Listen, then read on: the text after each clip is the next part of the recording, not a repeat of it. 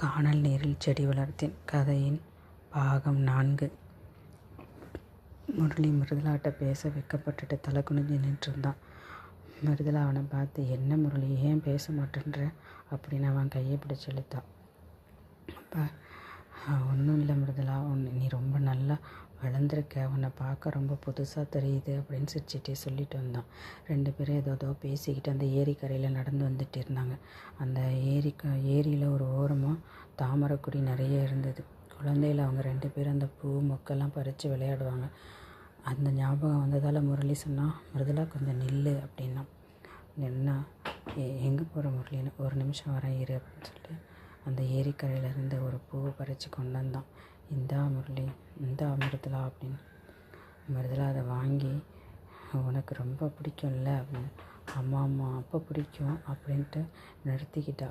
சரி வா முரளி போகலாம் அப்படின்னு அந்த கரையில் பேசிக்கிட்டே வந்தாங்க. அந்த ஏரிக்கரை காற்று அது ரொம்ப அவளுக்கு பிடிச்சிருந்தது. முரளிக்கு ரொம்ப சந்தோஷமாக இருந்தது. ரொம்ப மாதம் கழித்து மிருதுளாவை பார்த்த சந்தோஷம் அவனுக்கு. இந்த ஒவ்வொரு சம்மர் ஹாலிடேஸ்லேயும் அவன் எதிர்பார்த்துக்கிட்டே இருப்பான், மிருதுளா வருவாளான்னு. ரொம்ப சந்தோஷமாக அவ கூட நடந்து வந்துக்கிட்டே இருந்தான்.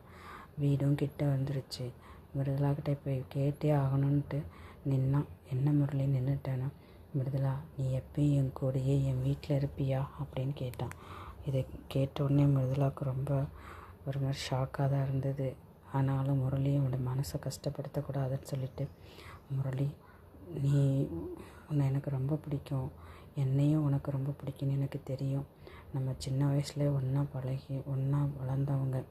என்னுடைய எல்லா குறைகளும் நிறைகளும் உனக்கும் தெரியும். அதே மாதிரி உன்னை பற்றி எனக்கு எல்லாமே நல்லா தெரியும். இருந்தாலும் நீ வில்லேஜ் லைஃப் வாழ்கிறத ஆசைப்படுறவன், நான் சிட்டி லைஃப் வாழ்கிறதில் ஆசைப்படுறவன்.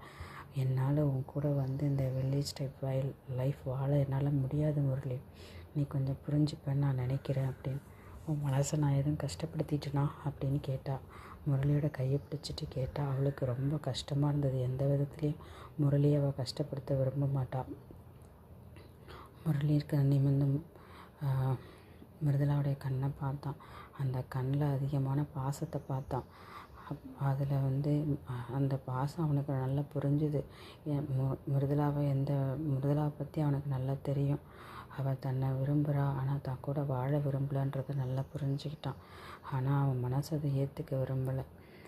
ரொம்ப கஷ்டமாயிடுச்சு அவனுக்கு.